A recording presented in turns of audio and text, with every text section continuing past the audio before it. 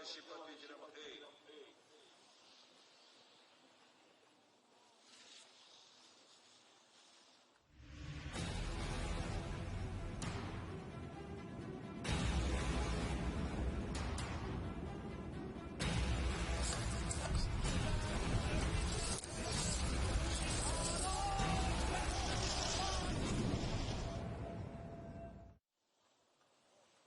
Yes, hello and welcome to Sakhalin here in Russia. Today is Super G Day.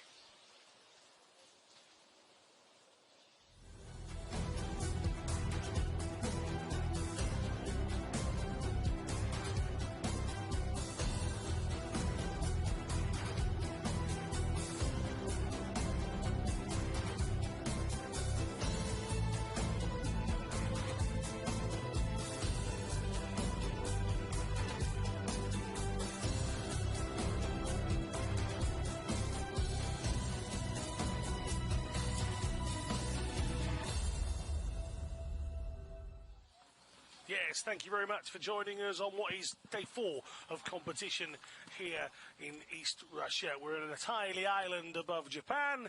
We're just off the east coast of Russia and we're not hanging around. Plenty of action to come here on day number 4. There's just some of the coaches. There are just some of the athletes getting ready for their action here on the mountain. A mountain that opens its doors per se in 1905 under Japanese rule. The island at that point, it became the Soviets' first ever ski resort back in 1960. We're an island in the Pacific Ocean. Approximately 500,000 people populate the island from north to south. Doesn't take long to do the trip. Marie Boucher's there. Doesn't take long to do her skiing at all. World's number 1.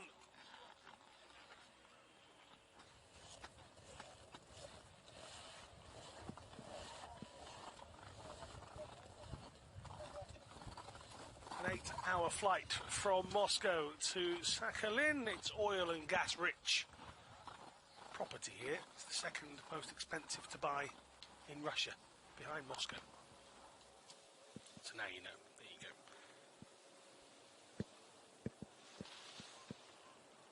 Hopefully you've been enjoying the coverage so far. 3 days of action that we've had have all been downhill. Super G is what's on the card today. A few more different names as well. We get a first experience of women's VI here on the mountain for the Super G event. Yulia Masova, pretty unknown, but she will go as the only VI athlete in the women's section. Gorosheva joins us for the women's standing event as well, so an extra athlete in that. There you can see all 6 disciplines being done today as opposed to the 5 that we had for the downhill.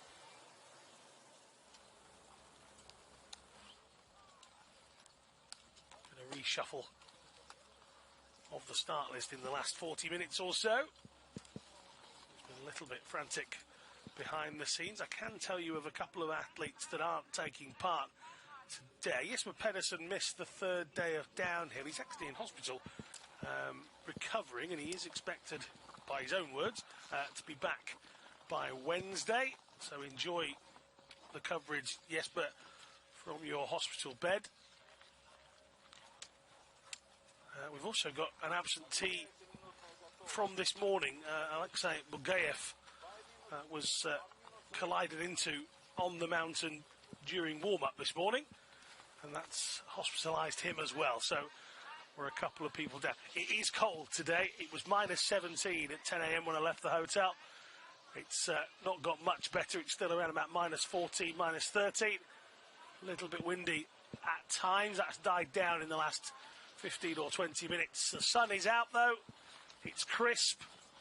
I spoke to Andrew Kirker about conditions a little bit earlier on. Icy and turny, he called the course. We'll find out, won't we, in a little while.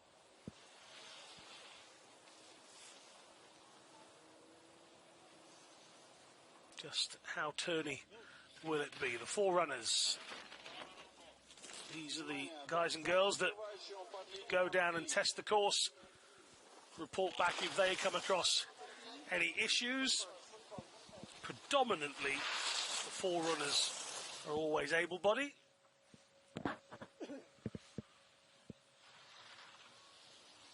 Often members of this local ski club or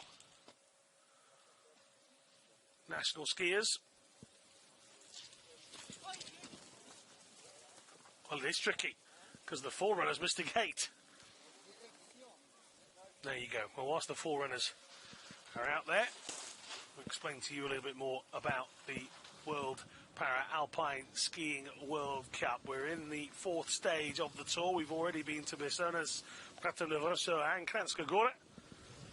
Switzerland, Italy and Slovenia. We've still got Norway and Sweden to come on the journey as well. The World Cup finals taking place in Sweden in March. This is the first broadcast of the season that's coming to you. And there's the lady that's in charge of it all, the race director, Anya from Croatia. You might have guessed by the coat. It's Anya's job, and not an easy one. It's Anya's job to make sure that the conditions, the course, and everything about the competition is correct. And the athlete's safety is the main thing that she has to concern herself with throughout the course of the competition. So interesting to see the forerunner come off a moment ago. I'm not duly concerned just yet. That's quite interesting, to say the least. Does that mean that it is very tricky out there? We'll find out as the first few athletes go. We haven't had too many DNFs, does not finish. Mainly, if we have them, they've been in the men's sitting. We had one in the men's standing at one point, but that's about your lot through the downhill, and they were fairly straight. This is one more camera shot of the mountain. You can see the wonderful city of Yuzhno-Sakhalinsk. You never take your eyes off it throughout the run.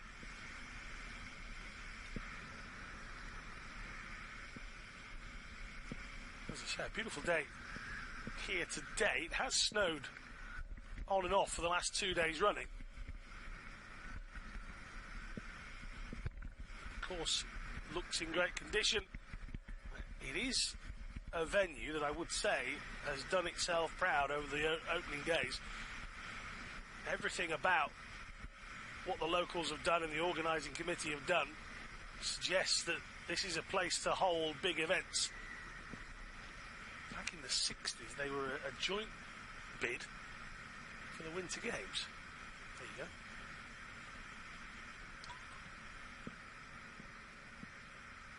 Certainly from what I've seen in terms of transport and accommodation, they've got the infrastructure to hold a major event. This is the first time they've held a world event here in any capacity. So maybe gearing up, just like Marie-Brochet, for a big push.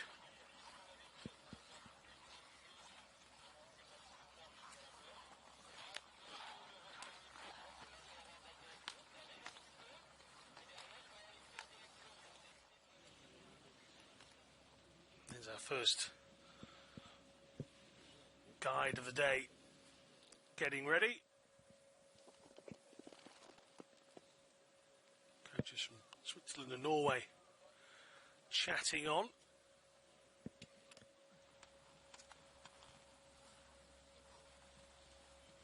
It was Denis Perevoschikov. He is the guide for Yulia Mosova. I'm going to be honest, I don't know a great deal about this young lady. She's 23. And that is all I've got. There's nothing within the IPC's database. She's had an early slide here, and now she's off to the side, and that's unlucky. Well, she is still within the gates here, so she can carry on. That is an early slide, and nope, the guide has now distanced himself to the course by leaving stage left, and that is a real struggle for Yulia Musova in the opening stages. So we waited 3 days for women's VI action. We got less than 20 seconds by my calculations. So Yulia Musova doesn't pick up any points whatsoever.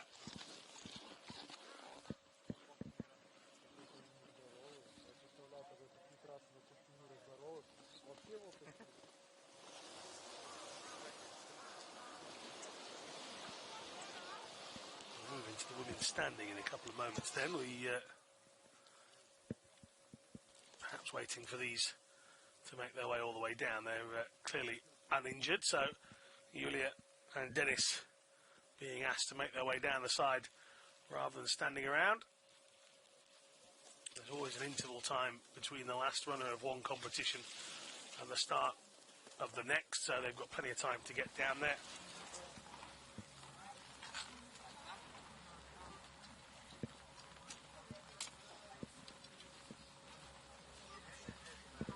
Interesting to see how hard Marie Boucher attacks the course here this morning. She's had a lack of success by her standards in Super G so far, including a DNF in Vesonas. They've only done 3. Here's a look back at Musova. Gets it all wrong there. To be fair to Musova, as she slides out here, she's still within the gate. I'm not sure why the guy slid off. Perhaps Dennis hadn't realised she hadn't missed a gate at that stage.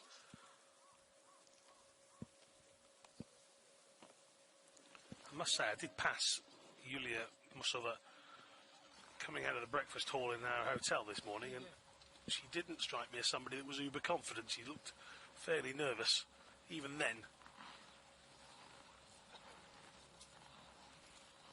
So perhaps that was just opening day jitters. Julia Smith, 5th place finish in the second race of the Super G in Vesonas. The young Swiss getting herself ready. See, just going through the course in her mind there with the coach. Now Voronchikina, Boucher, Smith and Gohorasheva.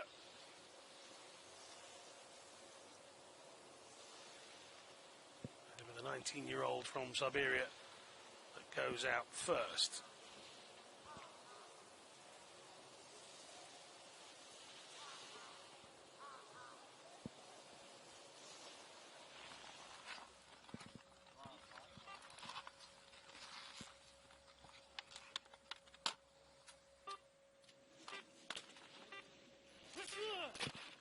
Away she goes then.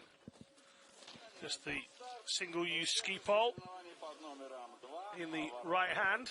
She's through the section that Musova didn't get through, so we'll now see the rest of the course. At least I hope so. Shakina, born without part of her left hand. It's been the ladies have finished second in all of the downhills so far, ahead of Smith, but behind Boucher and Voronchikina. Well, that's interesting, because that is exactly the same place that the forerunner came off. The plot thickens.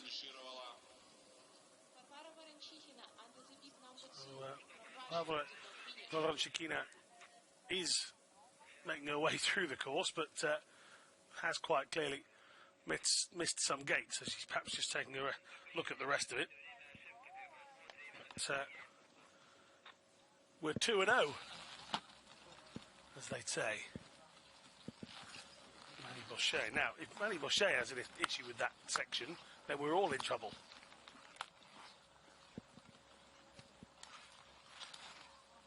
Again, Schmidt just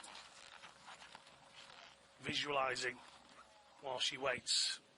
Calmness personified from the Queen of the Slopes. All of last year's World Championship gold medals tucked away in the prize cabinet back home in Chambéry. Well, just outside, that's where she was born.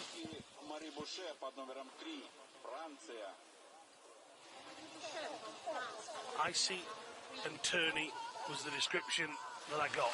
So far, it has not let us down. Now, Bochet darting inside. You can see how hard she's having to work in sections here. So,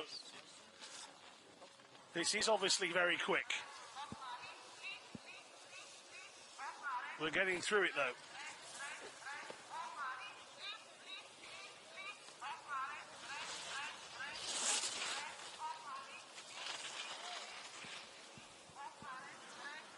She comes then. Bochet delivering a clean run so far. That could be an interesting jump towards the end for many. Should we get many? Get to the end. Bochet, as you sometimes take for granted, gets across the line easily and does complete the run. So it gives us an idea. 112 is where we're at. You see how hard she has to work to get through that red gate. She clattered it with her right arm as well, so she got real close.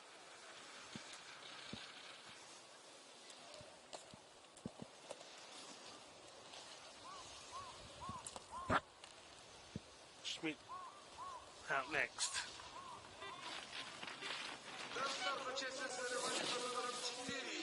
112.55 was the definitive time. Schmidt comes through the early stages.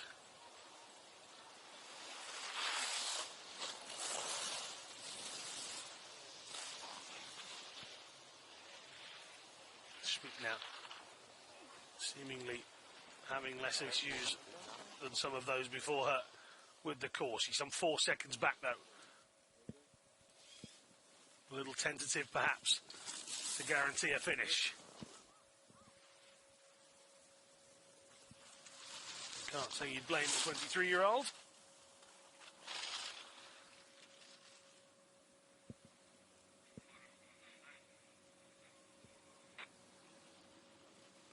Came 6th in the Super G at the World Championships last year. An improvement of 3 places on Tarvisio when she came 9th, but she was exceptionally young there. 7.5 seconds back.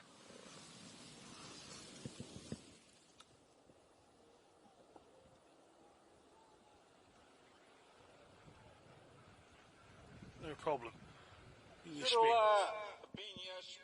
Way off the pace in terms of Bochet, but stays on the course. At least now we're 2 from 4.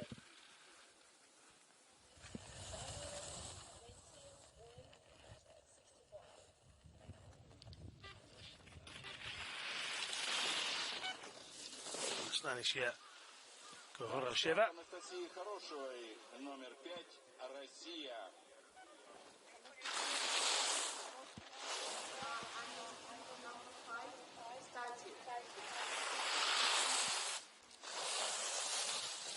Three-year-old, cerebral palsy. She's actually deaf as a result of her condition as well.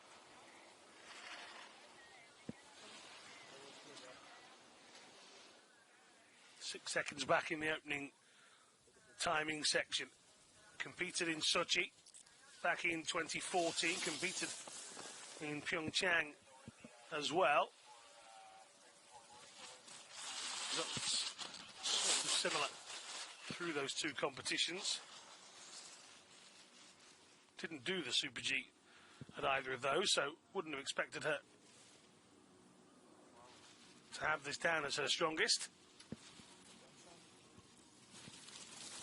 She has got further than Vronshaykina, so if she can get a finish, she'll be on the podium.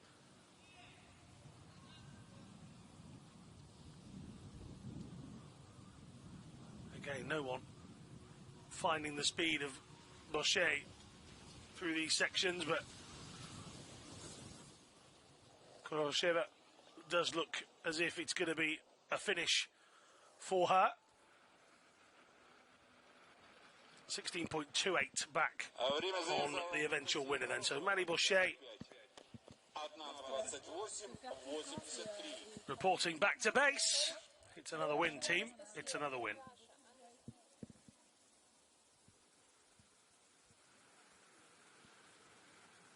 If you want to have your say and get involved with the conversations and find out more information, then at Para Snow Sports on social media.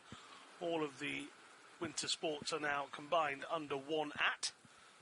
So Nordic and snowboard as well. So at Para Snow Sports is what you need if you want to join in the conversation about Alpine this week here in Sakhalin. No doubt, was there? Bochet takes it 1:12.55 from Schmidt, and Khorosheva Vronshaykina will want to do better next time out.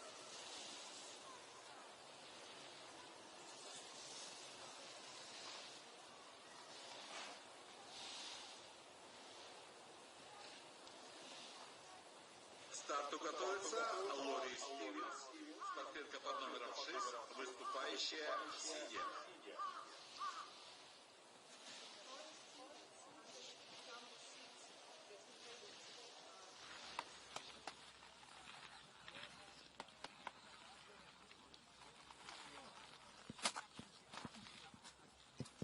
Should have Laurie Stevens next up.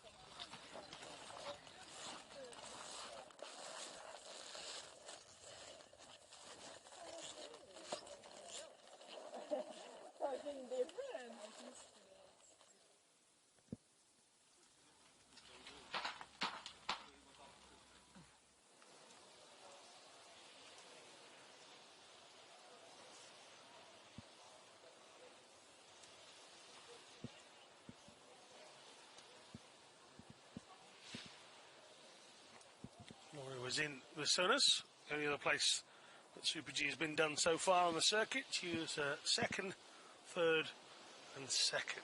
So she's had plenty of runs at this. Annalena Forster taking a couple of victories. Barbara van Bergen, good to see her competing well. Former wheelchair basketball player at Summer Paralympic Games. London and Beijing, if my memory serves me right.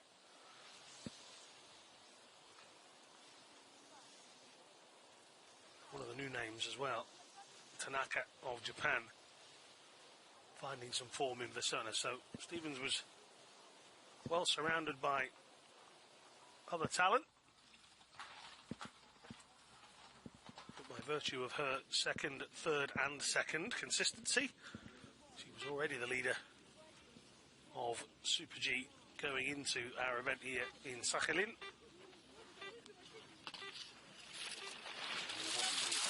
Add some more points. You don't get maximum points if you race on your own. You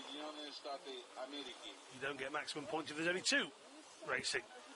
However, you do get some, so worth competing for Stevens. It's time out on the slopes, which, let's be right, all of these guys are lovers of skiing first and foremost. That is a tight turn. I can see what Andrew Kirker was meaning.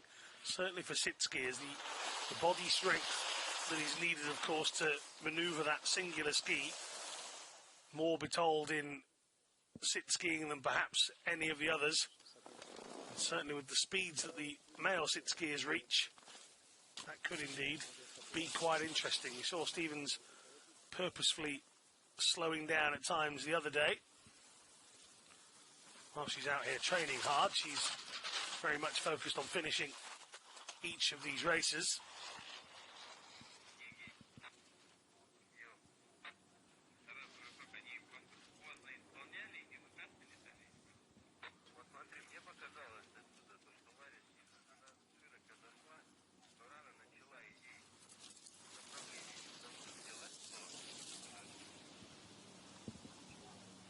Stevens has an impeccable record at Paralympic Games as well, of course. We mentioned the other day, never been to a Games without coming back with a medal. That takes ability. And whether you've got 20 people competing against you in the field or you're on your own, it still takes serious skill to take a mono ski around a course, and Stevens does it without issue once again.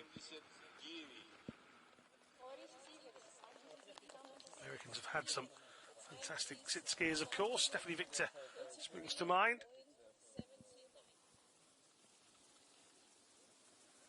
Laurie Stevens will be revered when she decides to stop, and she's not showing any signs of that just yet either.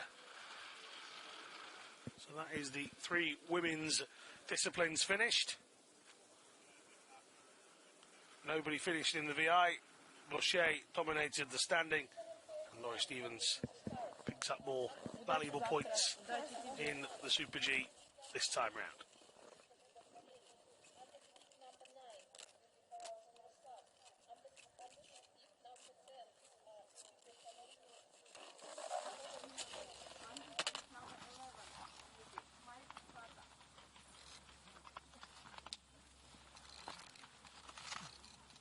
The men's VI next.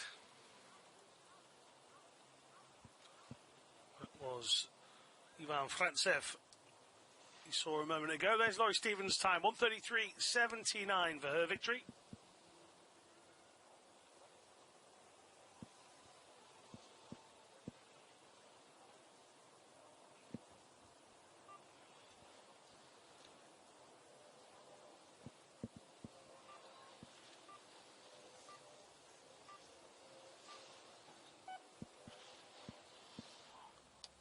Back at the top. Look at that for a view.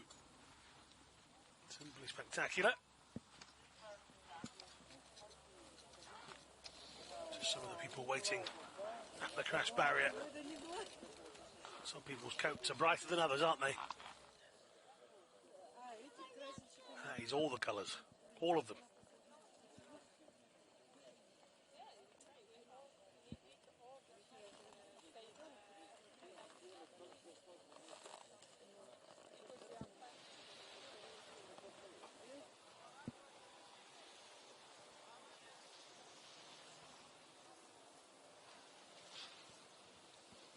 Five athletes today.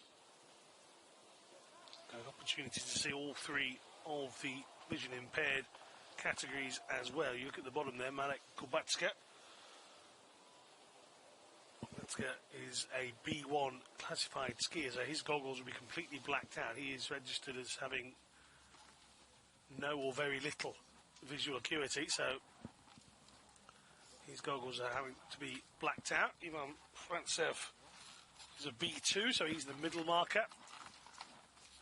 Bertognoli is a B3 skier. Their times are adjusted accordingly.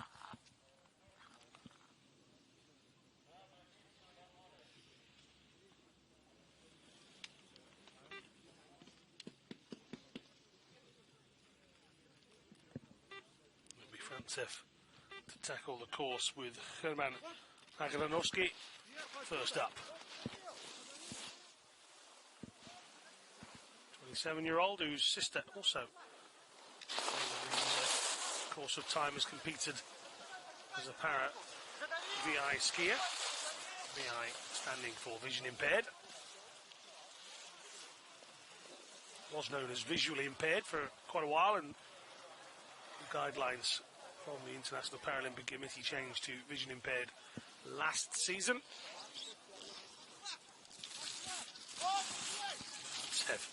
Arms out wide during that little jump.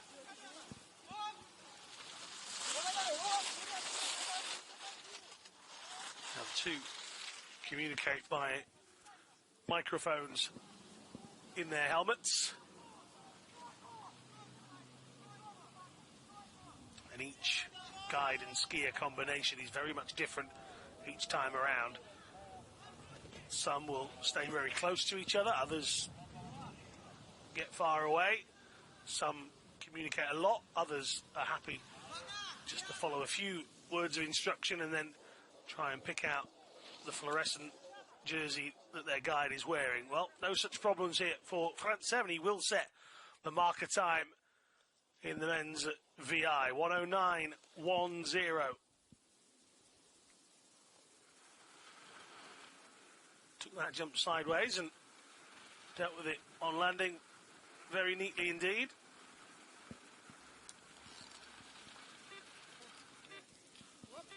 So Kozhubov with his guide, Evgeny Giroyev. 47 years of age now is Valadi.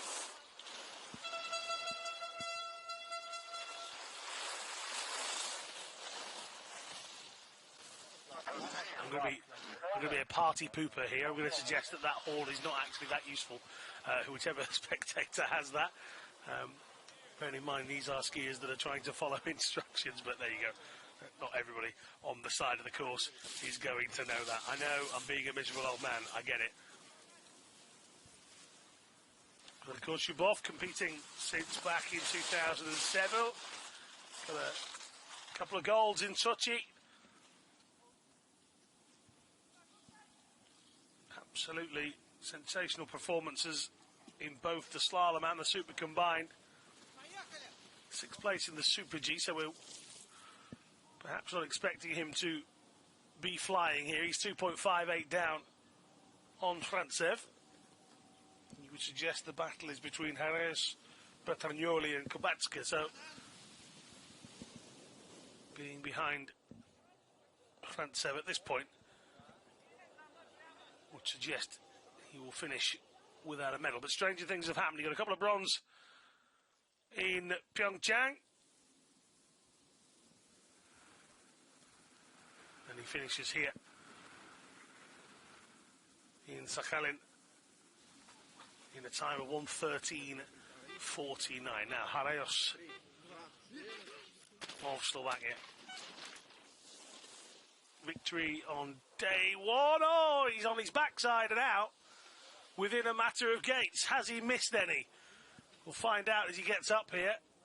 I think the answer's probably yes.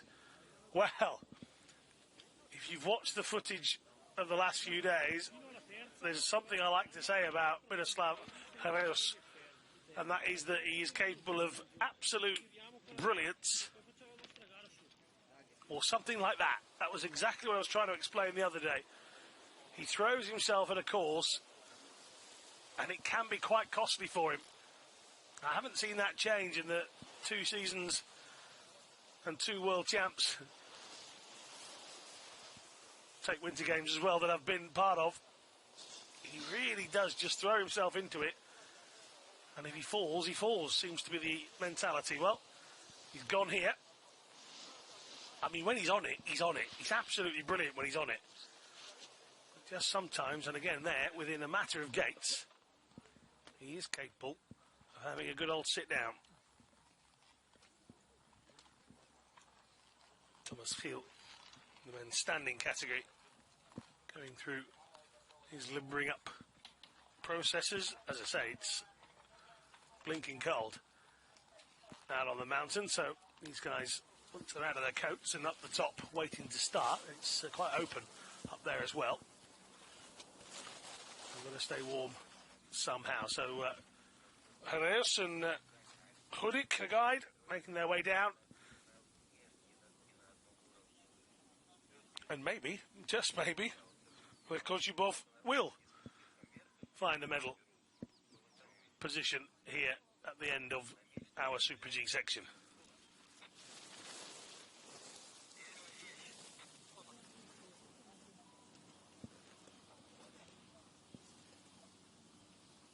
Not sure who looks most annoyed here. Maros Hudik threw his arms to the side a second ago. Those two will be chatting away, utilising the headsets on the way down to dissect what has just happened. They're out, that's what's happened.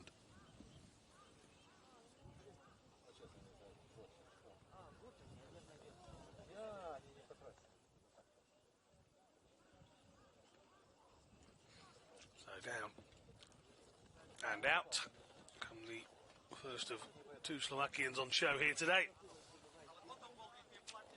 How will their compatriot Marek Kubacka cope a little bit later on? We've got Giacomo Bertagnoli to come.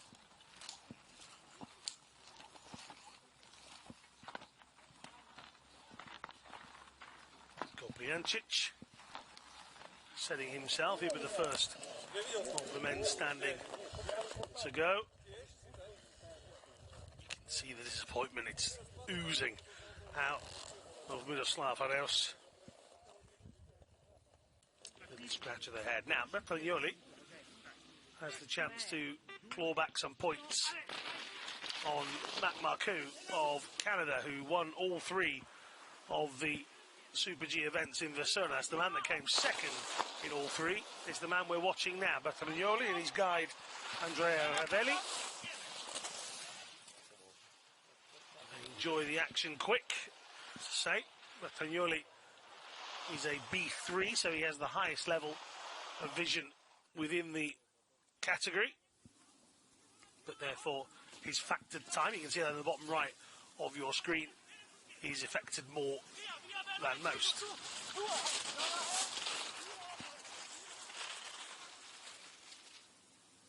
Kubacka, you'll note his, it's around about the 60% mark. It's just how much they slow. Oh, Bertagnoli getting wild as he managed to stay inside. He has, he nips inside that blue gate.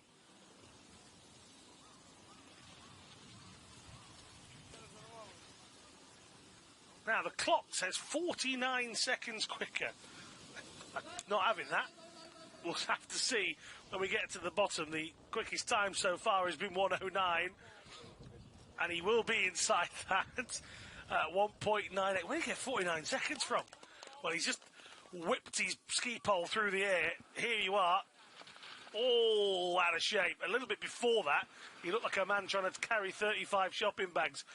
He was arms out wide, stretched, and struggling to stand, but he kept upright, got himself composed, and got back inside that gate. Bertagnoli survives to tell the tale at the bottom. For a moment there, Ivan Frantsev was perhaps dreaming of goals. The gap wasn't that much in the end, 1.98. Handshakes all around, and we've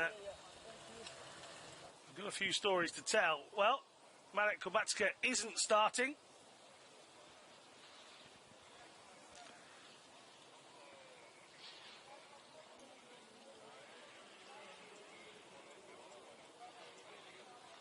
Время заезда Джакомо Бертаноли 1:07:12. Время заезда Ивана Францева под номером 7 1:09:10. Время заезда Валерия Козлова под So номером it does mean that Bertagnoli takes it, and the two Russians will find themselves on the podium.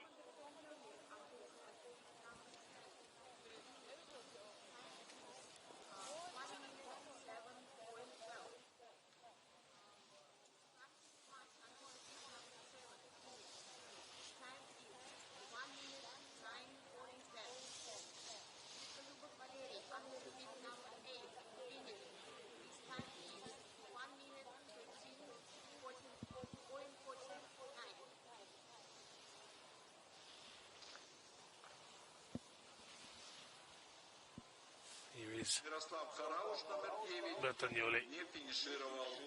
He might have had a Kubacka rather large, hairy moment. не стартовал. That's the second half of it. It's actually a wobble before that.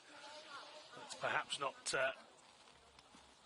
been captured in terms of a replay, but certainly during the live, he was all over the shot. Well, the Russian flag is flying. They've got two on the podium in the VI section. Старту готовятся мужчины, выступающие стоя. Товарищи свидетели, обратите внимание, сзади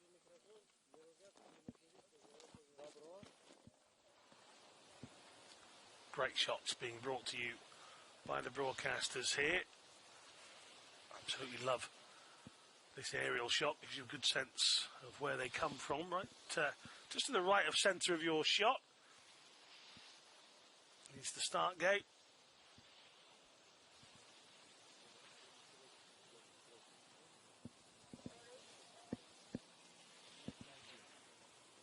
Standing Bugaev at the bottom there will not start. He's already in hospital. Spencer Wood is down on the list as well. Be good to see Spencer. Another that always has his birthday on the early part of the tour, like Boucher and Smith. Thomas Walsh as well.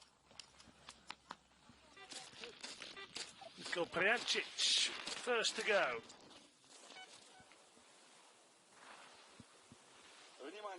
No top 5 finishers in Super G so far. Been pushing on the door.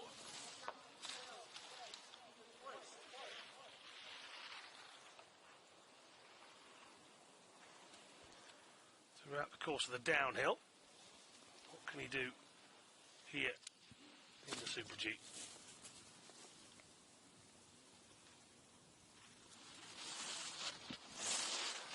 22-year-old goes out first and gets a chance to set the time for everyone else.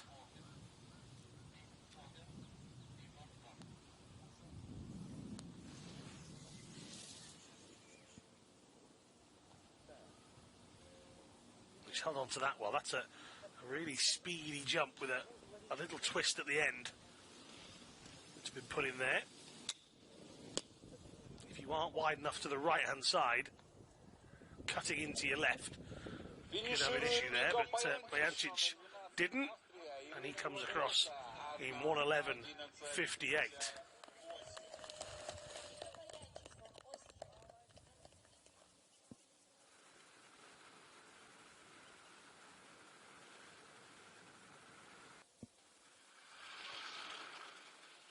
Just this one here, yep.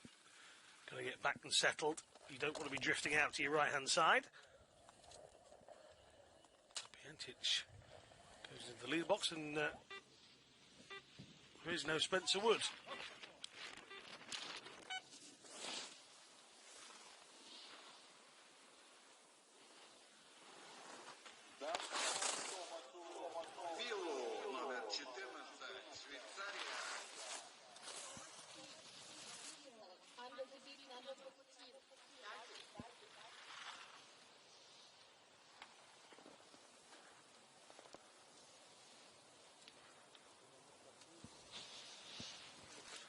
Already 0.3 inside Thomas Field.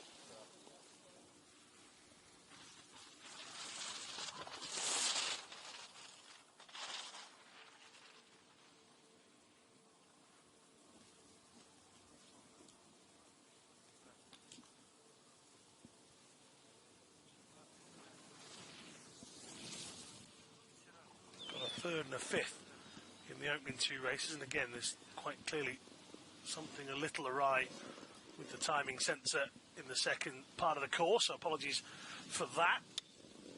Unfortunately, it means we're not sure whether he is above or not in terms of timing, but we'll find out in a second. Is he quicker than 1:11.58? Yes, yes he is. 1.39 the difference. Thomas Field goes to the top.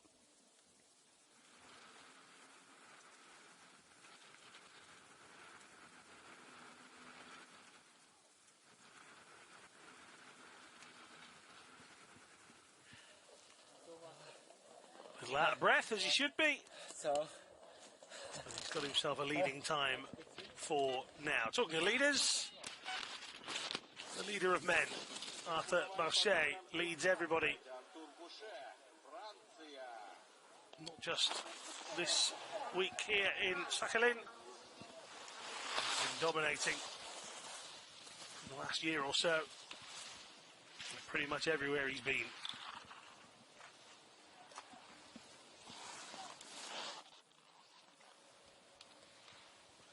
0.7 inside. just skipped inside that blue gate. Really, really energetic stuff from Arthur Bauchet.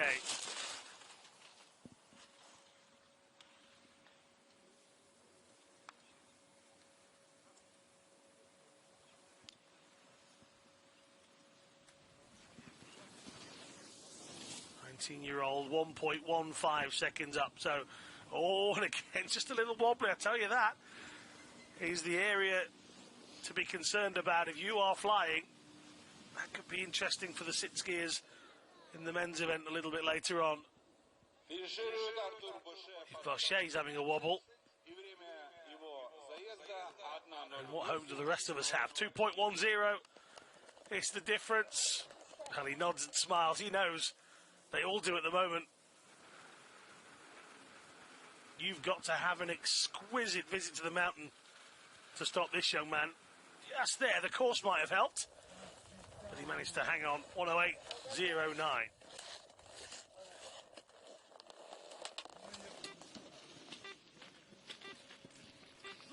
Alexei Matkishin.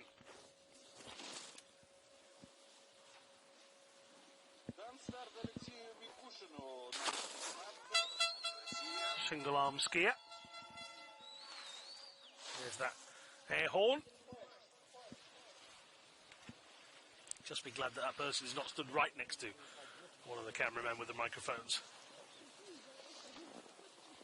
1.38 down. 21-year-old. Acquired his impairment back in 2007. Competed in Pyeongchang. His Super G finish was 26th back then.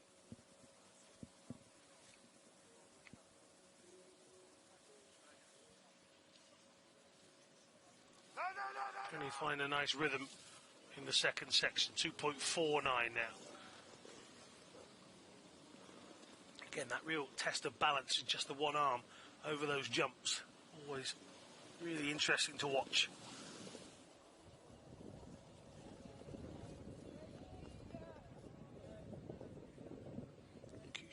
Tucking in and lunging forward to stop the clock. 4.39 down, that's fourth position.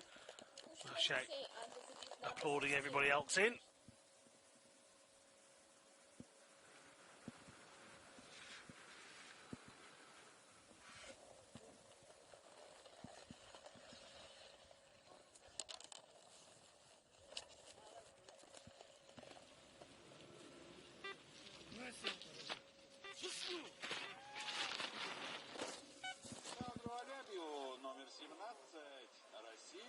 Alibiev was taught how to say this man's name this morning. Some 18 months too late, but it's never too late, is it? Alexander Alibiev. Don't pronounce the Y. There you go. 1.21 seconds back.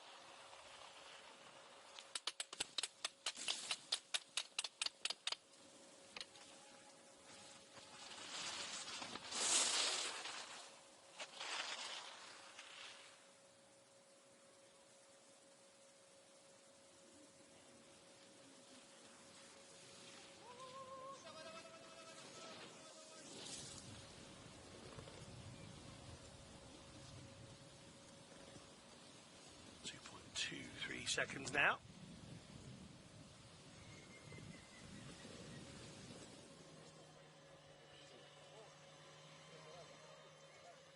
Финиширует Александр Алябьев, номер 17, и время его заезда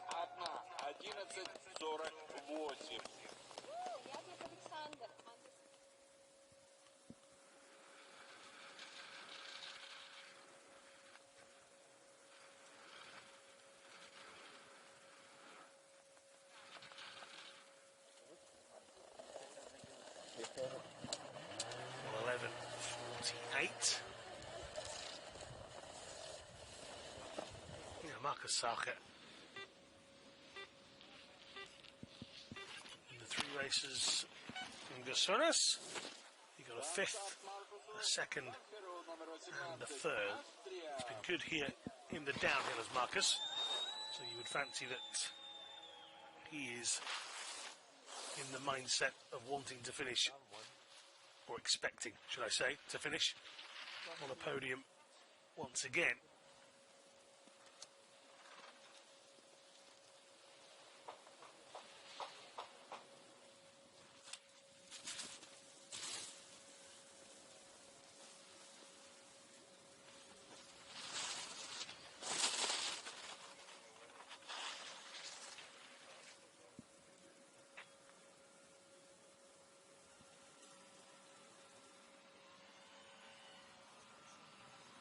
Inside in the opening section and further inside at the second. This is good from Marcus Salka. A real competition building here in the Super G.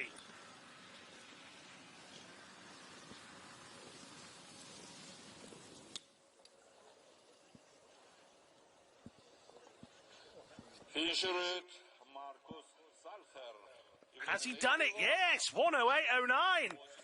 Well, your time inside the winner's box comes to an early end, young Arthur.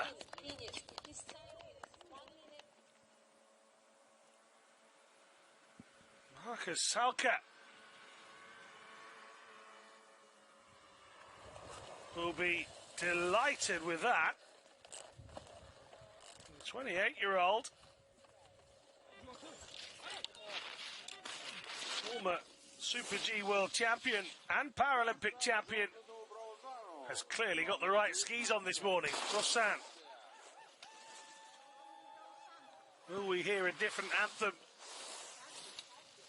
in the winners area a little later here in Sakhalin, or can one of the remaining two French skiers get themselves on top as well? Won't be Brossan at the moment.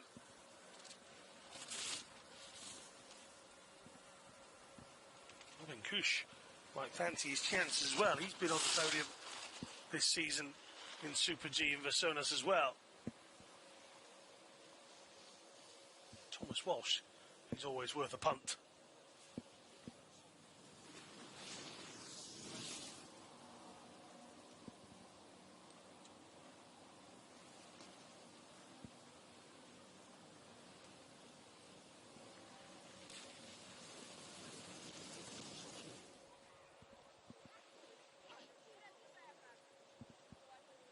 Seconds back. The last time of asking, that's 4.45.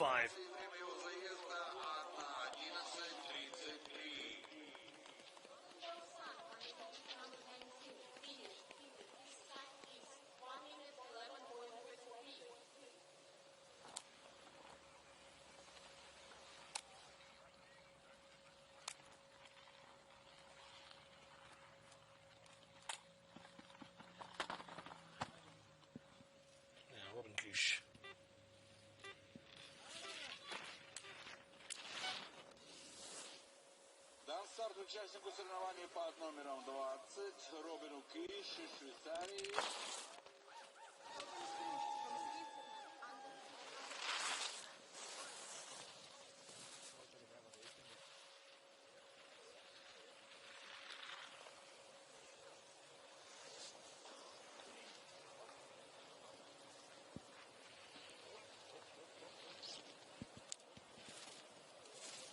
.49. Inconceivable.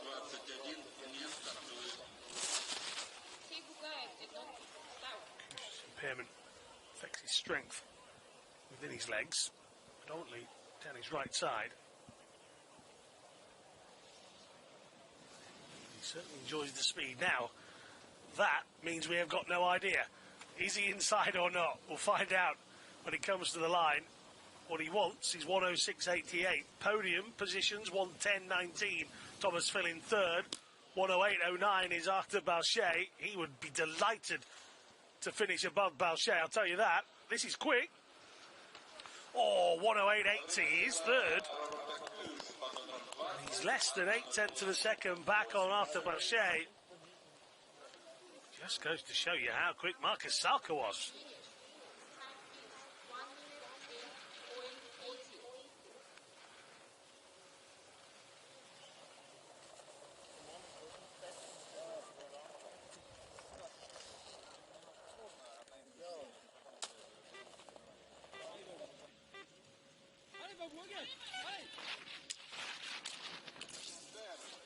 22.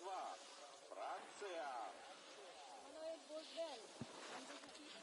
Well, Bordeaux. Right leg amputee. Only a few years ago. Absolutely loving his time on the Alpine Tour, I'll tell you that. Always a lively character. Gets on well with his teammates as well. He's always a laugh and a joke, it would seem, within the French male team. Of the standing category, Lausanne and Berchet, along with Bordeaux, the three Bs. Buzzing, shall we say. 1.58 down. He's not going to affect the leader. He might get past Kush if he can keep some speed. Kush was 192 back on Berchet.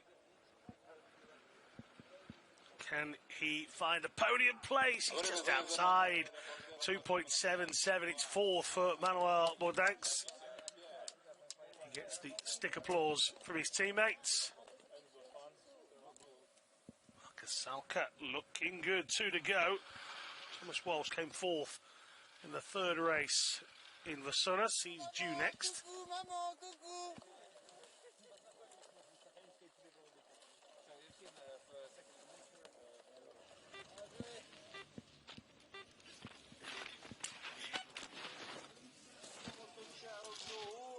Под номером 23. Соединенные Штаты Америки.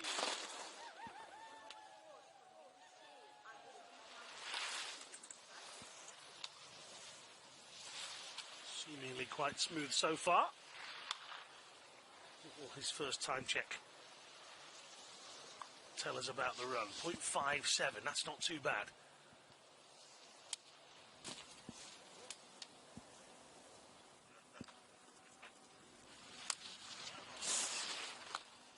Doesn't look bad at all here. Can he keep some speed through this second section?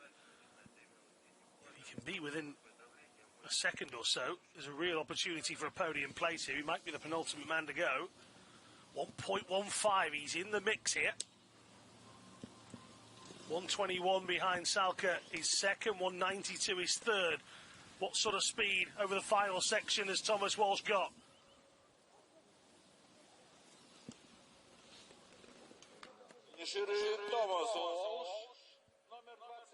Oh, 2.66 in the end, down into fourth. That final section just proving too difficult for Walsh. And he messes out on the podium places.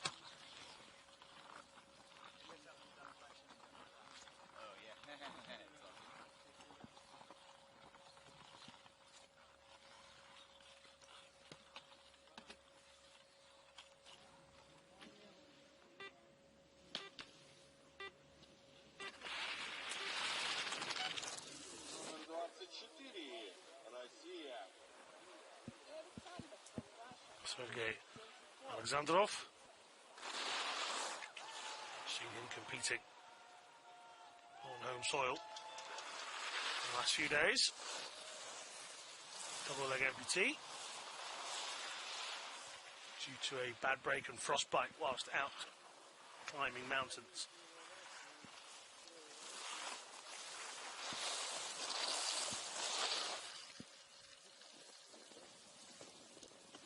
This is all about what Alexandrov can do with his impairments and not what the mind tells me can't. Is he at a speed that will win medals? No. Is he showing people that you can go out and compete on the world circuit and push yourself each and every day? Yes. Yes, he is.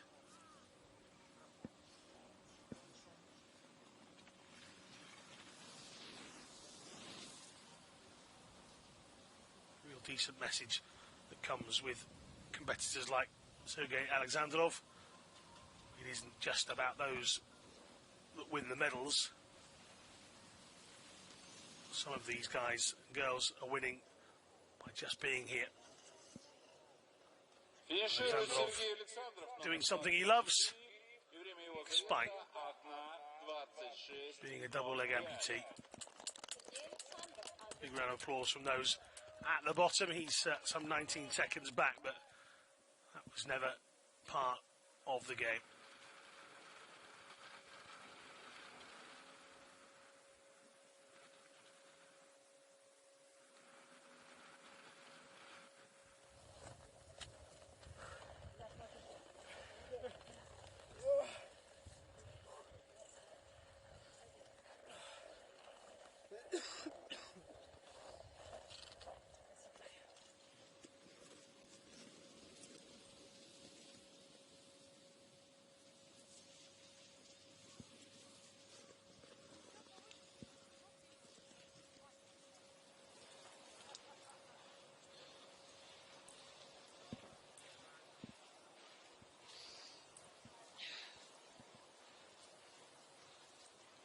So look down and look back on the men's Super G standing. Salka has given us something we haven't seen so far, and that is Arthur Bauchet not being top of the podium. Great performance from the Austrian. 106.88 takes it from Bauchet. Robin Kusch means that three different nationalities will share the podium as he comes in third. Just missing out is Tommy Walsh.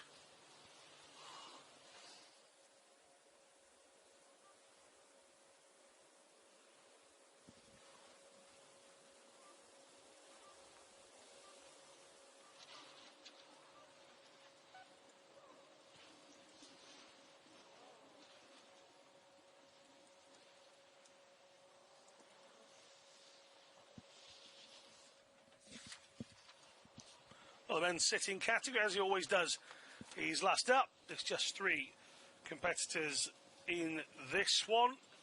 Get well soon, Jesper Pedersen. He's expecting, yes, Murat Pelli smiling, he's expecting to be back with us by Wednesday. Murat clearly in a good mood. He'll be the third and final athlete to come out of the gate behind Kirker, who's behind Sikorsky. Jesper Pedersen, who dropped out on the morning of the third day, has actually ended up in hospital, needing a little bit of treatment. But he's hoping and expecting to be back with us.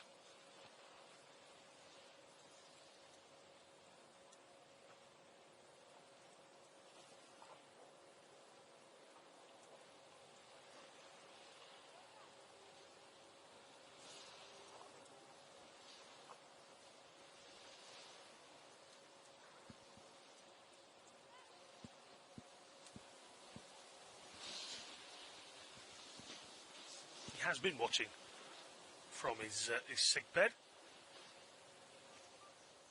I know this because he actually messaged me whilst we were on air to tell me he was watching from his sick bed the other day. Igor Sikorsky will have been sick of the downhill. Just could not get a finish. Couldn't catch a break in his 3 days of downhill. Can the pole do something different this time out? It's Super G. Super easy for him.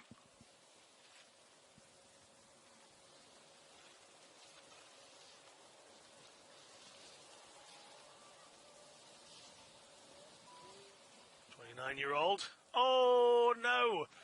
It's a fourth consecutive DNF.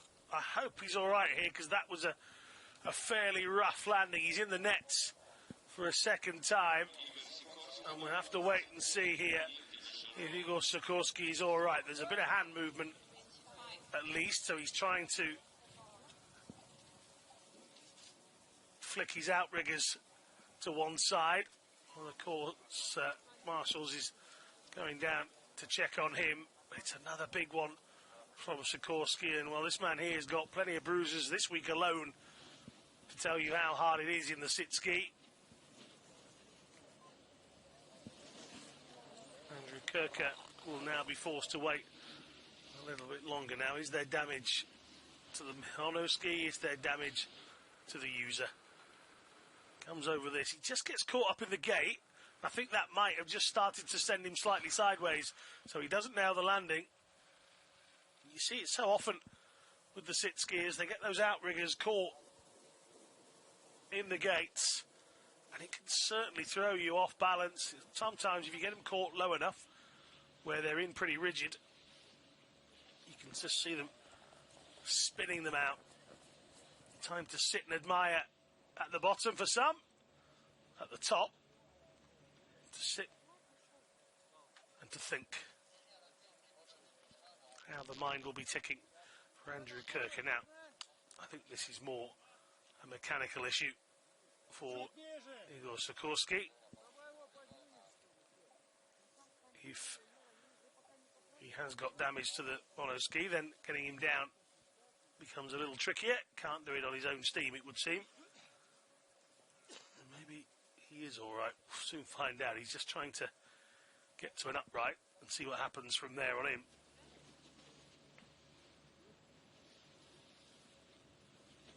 Nothing to do but keep going through the course in your mind. That's exactly what Pelly will be doing.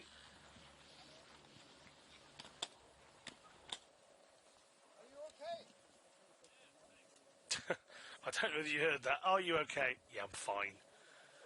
I've just thrown myself down a mountain and had a bit of a spill. I'm fine, was the answer from Igor. So there you go, from the horse's mouth, as they say. Sikorsky is fine. Not sure how much longer we'll wait to see whether he is ushered down the side of the course to be out of the way and safe. He does seem to be able to get to an upright. I think they're asking whether he needs to go down or tuck himself into the side. I think he's being told he can come down, so we'll have a little bit of a longer wait.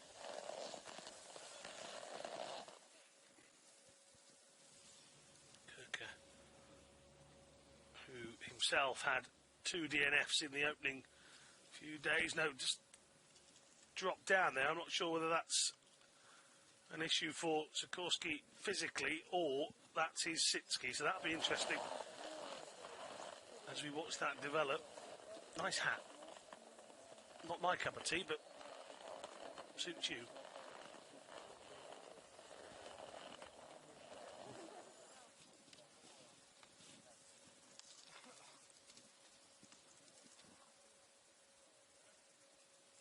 So just going to try that again. Sure, as I say, whether that is a mechanical or a human issue, wouldn't like to speculate. That's not my job. Murat Pelli just stressing the neck, keeping as loose as possible.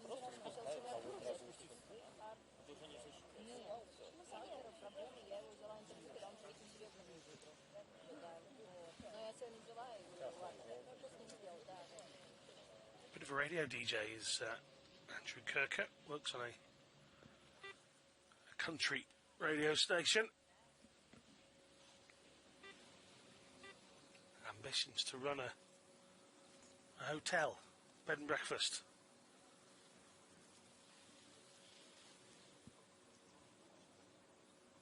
I think he's got a few more years left in him competing. He's 28 though. Well, a few cheers as Sikorsky makes it down.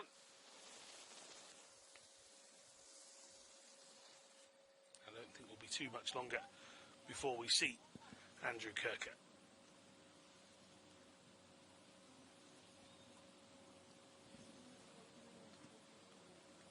Very proud Alaskan.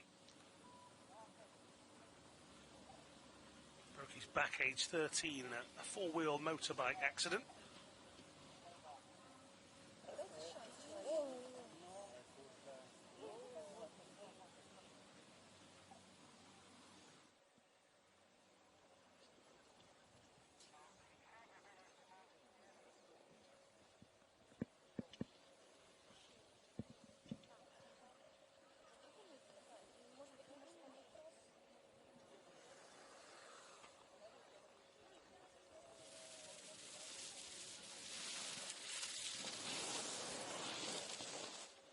his first senior medal on the world circuit in the World Championships in Canada when he got the Super G bronze. He turned that into a Super G bronze again in Treviso, where he had a decent time. He got the gold in the sitting downhill. He took the silver in the giant slalom in Italy as well.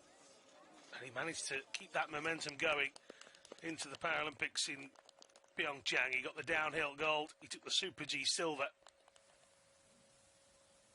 But he had some trouble at the World Championships last time out.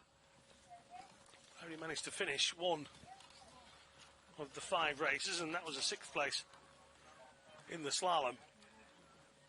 Again, as I said, it's bitterly cold out there, so keeping as flexible and stretched as they can. Stop the muscles seizing up a little bit. Kirker, on the other hand, is just watching and waiting. We'll name that tune, shall we? In a little online competition. What tune was Andrew Kirker whistling at the start of his race? I'm guessing not Nickelback. It might be. I don't know. I'll ask him at the end. Put your answers into social media and let us know. What does Andrew Kirker whistle to himself when he's waiting for the course to be cleared? The mind boggles. If you are just joining us, we do have a delay. Interruption from a crash from Igor Sikorsky. I'm just trying to see if I've turned the light off in my hotel room. Yeah, it's fine.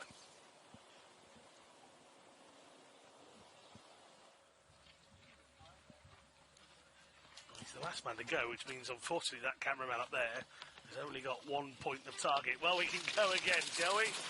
Andrew Kirker to do what Igor Sikorsky couldn't and register a time in the men's sitting.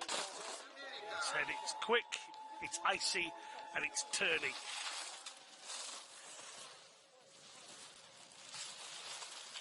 My only advice to Andrew Kirker this morning was just don't get hurt. To which he replied, I'll try. Huge bruising on his right rib cage earlier in the week from a tumble. With a smile, he said, I'm hurting.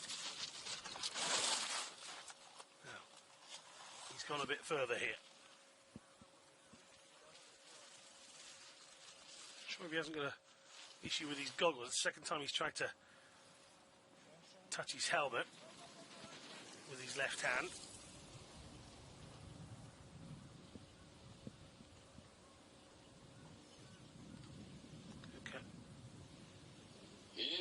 Will complete the course, it looks like. Through the final sections he comes then. A couple of easy right and lefts to get through. This is pretty much a straight line finish from here. He's pointing towards home and gets there in 1:12.71. Back-to-back finishes for Kirker after back-to-back crashes in the opening days. The Alaskan's baked. He's done for the day. Rotation of the arms to get himself balanced through there. Now, Murat Pelli easing through the start gate. Oh, it's a big early slide for Pelli there. Trying to control his speed, limit perhaps just how fast he's going.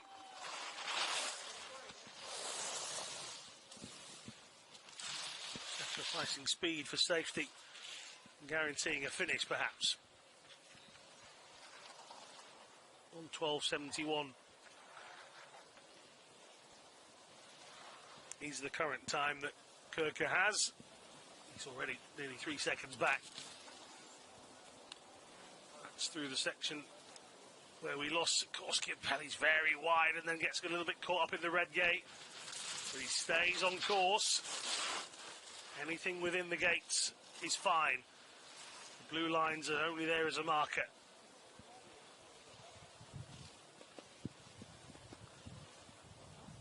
Pelli through that tricky section. It should be fairly plain sailing from here. I can say that because I'm not the one out there doing it. Nearly 9 seconds back, but again, this will be about Pelli concentrating on a finish rather than anything. So it's going to be a victory for Kirker in the Super G.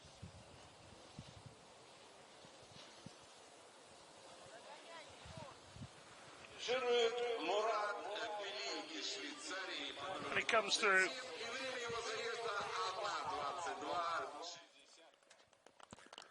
So Pelli goes 122.60. It's another victory for Kirker. It's a double for the Americans in the sitting once again.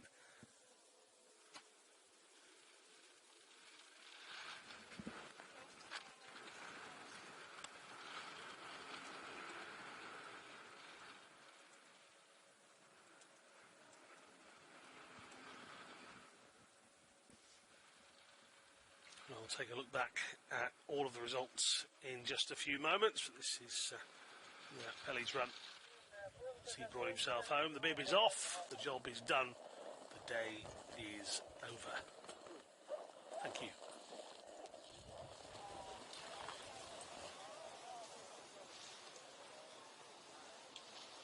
So there you go. Andrew Kirker, 112.71. Takes it from Murat Pelli. 122.60. Igor Sikorsky still yet to find a finish here in Sakhalin.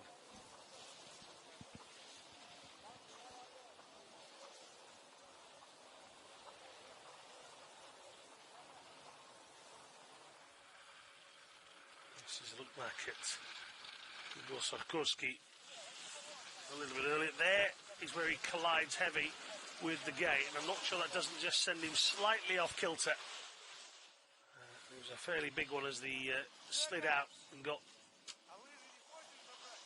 front facing again. The ski just tumbled him.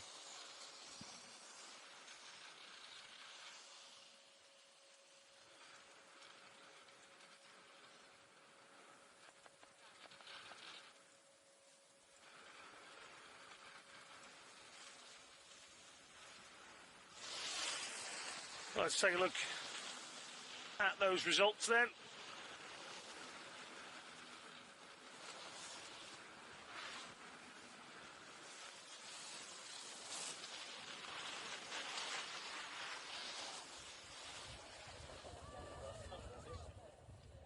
Crowd that has been here has enjoyed themselves. Of course, starts to get dismantled. So it was a DNF, sadly, for Yulia Musova in the women's vision impaired. The first chance we've had to have a women's VI event. Musova lasted all of 5 gates. Maddie Bochet continues to dominate the women's standing. She is now the only person to have won, other than Laurie Stevens, her event every day so far. Stevens there in the women's sitting. 133.79, another steady run from the great American. Into the men's events, and of course really did give us some challenges today. A few DNFs in a lot of the events. Miroslav Hareus, the biggest victim in the men's VI. Victor Giacomo Bertagnoli took it from Frantsev. 2 Russians on the podium in that one. Here locally in the men's standing, there was a surprise. The surprise is that Artur Bauchet didn't take the title this time around. Markus Salka looked superb. 106.88, the former world and Paralympic champion, showing Artur Bauchet he is not alone in the men's standing division. Robin Kusch comes in 3rd, despite his best efforts. Thomas Walsh just misses out on the podium. Hoping for news on Alexei Bugaev, who ended up in hospital before we even started the day. Hopefully, we'll see him back before the end of competition at the end of the week. Men sitting, as we saw last, another tough day for Igor Sikorsky, without Pelli getting down, but well behind Andrew Kirker, who picks up back-to-back victories, this time in the Super G. It's been a good day. It's been very, very interesting. For myself, Alan March, Goodbye.